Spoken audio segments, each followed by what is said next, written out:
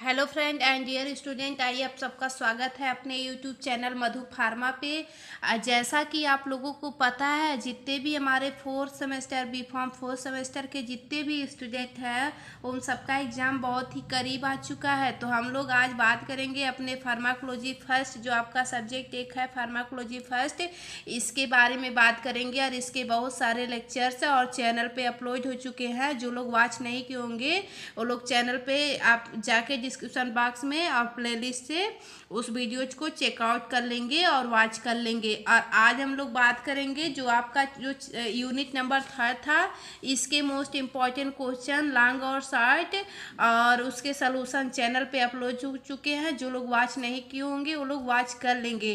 और I hope, मैं आशा करती हूँ कि आप लोगों को बहुत ही अच्छे से समझ में आया होगा अगर आप लोग वॉच किए होंगे। और आज हम लोग बात करेंगे इस वाले वीडियोज में यूनिट नंबर फोर्थ की, जो आपका क्या है, pharmacology of drug acting on central nervous system, neuro humoral transmission central nervous system, और general anaesthesia and pre anaesthesia क्या होता है, सेडेटिव एंड हिप्नोटिक क्या होता है, एंटी इपिलेटिक क्या होता है, इन सब के बारे में आज हम लोग बात करेंगे। ठीक है, तो आइए हम लोग देखते हैं क्वेश्चन और उसके सॉल्यूशंस। ठीक है, तो देखिए जो आपका फार्माकोलॉजी फर्स्ट है, long important question with solution, और यूनिट फोर्थ की बात करेंगे। इसमें क्या है, आपका जो पहला नंबर क्वेश्चन है, what is general anaesthetic with classification and discuss various stage pre anaesthetic, मतलब जनरल एनास्थेसिया क्या होता है, इसके क्लासिफिकेशन क्या होते हैं, जनरल एनास्थेसिया जो है इस कितने स्टेज से वेरियस स्टेज, और प्री एनास्थेटिक क्या होता है, इसको हम लोग जानेंगे। और ये आपके एग्जाम के लिए मोस्ट इम्पॉर्टेंट है। अगर इतना जितना मैंने बताया, अगर इतना पूछता है तो 10 मार्क्स में पूछेगा।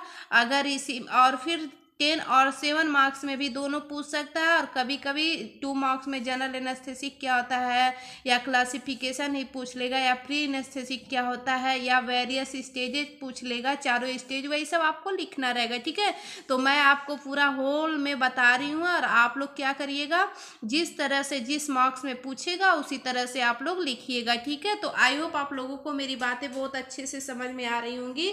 तो चलिए देखते हैं जनरल एनास्थेटिक क्या होता है। ठीक है, जनरल एनास्थेटिक का मतलब होता है कि जैसे इसको आप लोग ऐसे समझिए कि जैसे किसी की बॉडी में कोई मतलब लार्ज, मतलब कोई सर्जरी हो या ऑपरेशन हो, हाँ, तो उस टाइम क्या होता है, उनको जनरल एनास्थेसिया दिया जाता है, ताकि क्या होता है कि पेशेंट को पेन महसूस ना हो और होल बॉडी जो है वो अनकॉन्शियस हो जाए। ठीक है, मतलब उनको कुछ पता ना चले। ठीक है, इतने से तो आप लोग हिंट से समझ में आ ही गया होगा।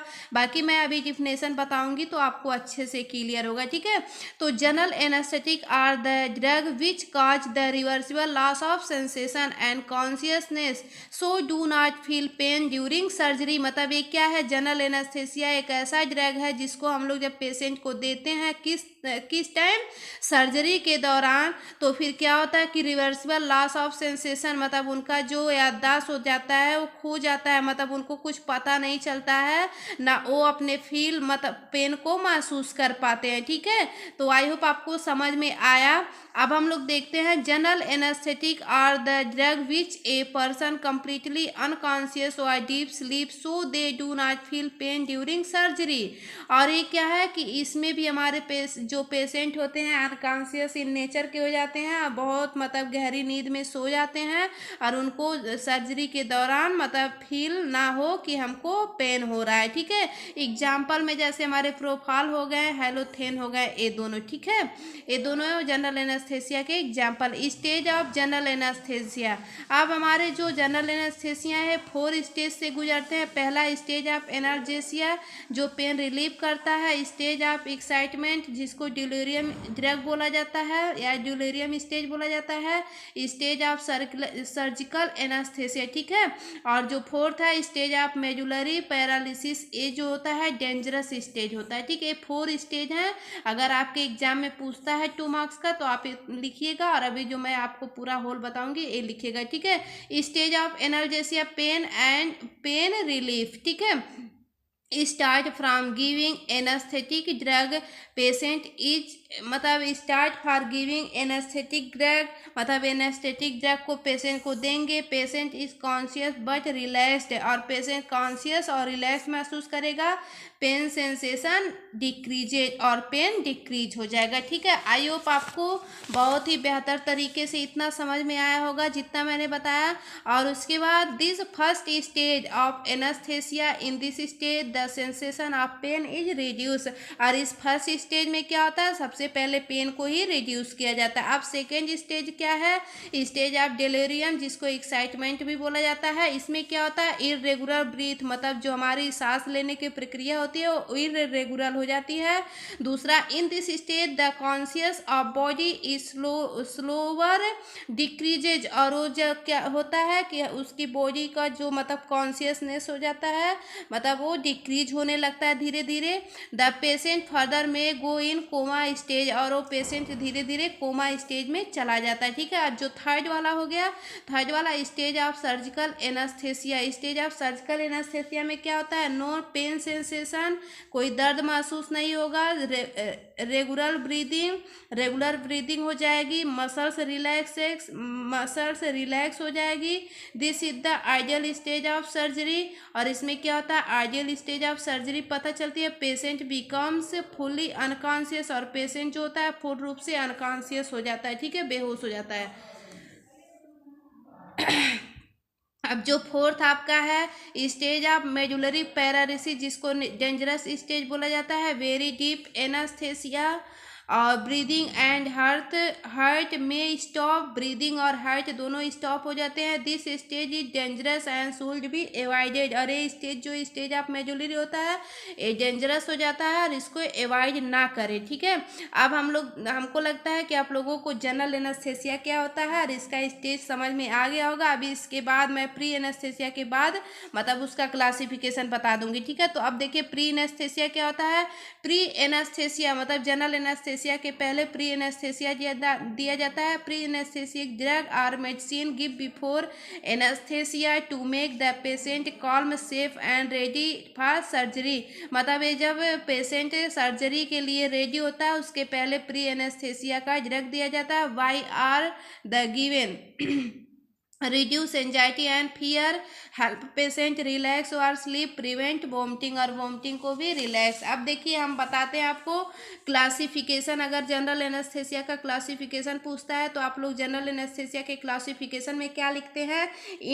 जनरल एनेस्थेसिया जो होता है टू टाइप में, इनहेलेशन और इंट्रावेनस हो गया। ठीक है, और इनहेलेशन में क्या हो गया, गैसियस स्टेज और वोलाटाइल लिक्विड। गैसियस में नाइट्रस ऑक्साइड और वोलाटाइल लिक्विड में हाइलोथेन, आइसोफ्लोरेन, सेवोफ्लोरेन, डिस्फ्लोरेन। ठीक है, और जो हमारा इंट्रावेनस है इसको टू टाइप में, फास्ट एक्टिंग ड्रग और slower acting drug. Fast acting में प्रोफॉल, इथेमाइड, माइडेट और थियोपेंटेन सोडियम। और जो हमारे स्लोअर एक्टिंग है इसको थ्री टाइप में डिवाइड किया गया है, बेंजोडाइजापाइन और ओपियाइड एनाल्जेसिक, डिसोसिएटिव एनास्थेसिया। ठीक है, बेंजोडाइजापाइन में डाइजापाम और लोराजेपाम, ओपियाइड एनाल्जेसिक फेनेटाइल और एम्फीफेनेटाइल, और डिसोसिएटिव एनास्थेसिया में कीटामाइन। आई होप आपको जो फर्स्ट वाला क्वेश्चन है बहुत ही बेहतर तरीके से समझ में आया होगा। और आपको एग्जाम में यही क्वेश्चन ऐसे ही पूछेगा, what is general anaesthesia with classification and discuss various stage and pre anaesthesia. तो आपको अभी जो मैंने बताया यही आप लोग लिखिएगा। ठीक है, अब हम लोग जो सेकेंड क्वेश्चन है इसकी बात करते हैं। तो सेकेंड क्वेश्चन में क्या है, फर्स्ट आपका question, discuss about anti epileptic drug with classification and there mechanism of action. मतलब एंटी इपिलेप्टिक ड्रग क्या होता है, इसका क्लासिफिकेशन और मैकेनिज्म ऑफ एक्शन। ठीक है, एंटी इपिलेप्टिक ड्रग क्या होता है, एंटी इपिलेप्टिक का ड्रग का मतलब anti epileptic drug is also known as anti convergent और एंटी सीजर मेडिकेशन। मतलब एंटी एपिलेप्टिक ड्रग को एंटी कन्वर्जेंट और एंटी सीजर के नाम से भी जाना जाता है। Anti epileptic drug are medicine use to prevent और कंट्रोल सीजर। मतलब एंटी एपिलेप्टिक ड्रग जो होते हैं या मेडिसिन जो होती हैं वो हमारे प्रिवेंट करती हैं सीजर। सीजर मतलब झटका को, by reducing abnormal electrical abnormal electrical activity in the brain. और हमारे ब्रेन के एक्टिविटी जो एबनॉर्मल होती है उसको ट्रीट करने में सही करती है। और जो हमारे एंटी एपिलेप्टिक ड्रग होती है वो एक तरह का they are neurological disorder, neurological disorder होती है और इट इज क्रोनिक डिसऑर्डर, और एक क्या होती है बहुत मतलब क्रिटिकल कंडीशन वाला डिजीज होता है। ठीक है, अब आगे चलिए अगला पॉइंट देखिए, यूज टू ट्रीट इपिलेप्सी, और ये जो इपिलेप्सी को ट्रीट करता है act on the central nervous system, ये ड्रग हमारे सेंट्रल नर्वस सिस्टम को ऐड करती है, हेल्प इन कंट्रोलिंग सीजर, और जो इपिलेप्टिक ड्रग होती है हमारे सीजर को कंट्रोल करती है। Classification of anti epileptic drug, anti epileptic drug जो होती है वो डिफरेंट टाइप्स की होती है। देखिए बारबिचुरेट और